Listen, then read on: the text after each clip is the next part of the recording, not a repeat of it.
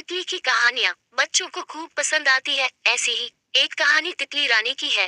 तितली रानी अपनी सेना के साथ एक फूलों के बागीचे में रहती थी। तितलियां भोजन के लिए फूलों के पराग पर आश्रित थी। गर्मियों के समय फूलों के सूख जाने पर तितलियों को मजबूरी में जंगलों की हरियाली की तरफ जाना पड़ता था, जहाँ उन्हें मजबूरी में जंगली फूलों पर निर्भर होना पड़ता था। लेकिन अभी तो बरसात का मौसम था, तितलियों के लिए फूलों की कोई कमी नहीं थी। एक दिन तितली रानी ने सोचा कि हम भी मधुमक्खियों की तरह छत्ते बनाकर अपना खाना गर्मियों के लिए इकट्ठा करेंगे, जिसके लिए उसने अपनी सेना की सबसे होशियार तितली को मधुमक्खी के पास जाकर छत्ता बनाने की विधि पता करने का काम दिया। होशियार तितली अपने साथ कुछ तितलियों को लेकर एक पहाड़ी के पास मधुमक्खियों के छत्तों तक पहुंच जाती है। रानी मधुमक्खी अपने छत्ते के बीच में बैठकर आराम कर रही थी। होशियार तितली रानी मधुमक्खी से जाकर बताती है कि हम फूलों के बागीचे से आए हैं, हमें हमारी तितली रानी ने भेजा है।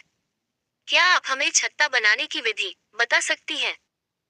रानी मधुमक्खी के पास पहली बार किसी तितली ने छत्ता बनाने की इच्छा जाहिर की थी। तितलियों की बात सुनकर रानी मधुमक्खी हंसते हुए कहती है, क्यों नहीं, मैं तुम लोगों को इससे भी अच्छा छत्ता बनाना सिखा दूंगी, लेकिन उसकी एक शर्त है। तुम अपनी तितली रानी से जाकर कहो कि पहले वह हम मधुमक्खियों को अपनी तरह रंगीन बनाकर दिखाए। होशियार तितली रानी मधुमक्खी का जवाब सुनकर तितलियों के साथ फूलों के बागीचे वापस लौट जाती है और तितली रानी से रानी मधुमक्खी का संदेश कहती है। तितली रानी को रानी मधुमक्खी का जवाब अहंकार भरा लगता है, जिससे वह नाराज हो जाती है और रानी मधुमक्खी को सबक सिखाने की ठान लेती है। लेकिन अगले ही दिन फूलों के बागीचे में कीड़े मारने के लिए दवाई का छिड़काव करने के लिए कुछ लोग आ जाते हैं, जिसे देखकर सभी तितलियां घबरा जाती है, क्योंकि तितलियों ने फूलों में अपने अंडे रखे थे और जहरीली दवाई के असर से उनके अंडों को नुकसान हो सकता था। जैसे ही तितली रानी को ये बात पता चलती है,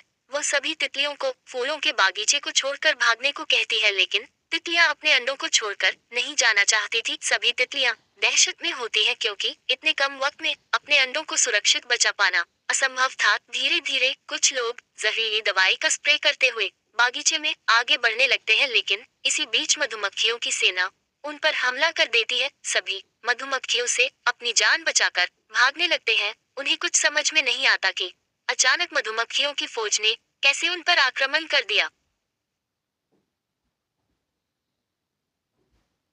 उनके भागते ही रानी मधुमक्खी उड़ते हुए तितली रानी के पास आती है, जिसे देखकर तितली रानी शर्मिंदा हो जाती है, क्योंकि कुछ ही समय पहले वह रानी मधुमक्खी को सबक सिखाने के लिए योजना बना रही थी। लेकिन रानी मधुमक्खी के बहादुरी भरे कारनामे की वजह से तितलियों को अपने अंडे सुरक्षित करने का मौका मिल गया था। सभी तितलियां मधुमक्खियों का शुक्रिया अदा करती हैं और जहरीली दवा के डर से सभी अपने अंडों को लेकर जंगल में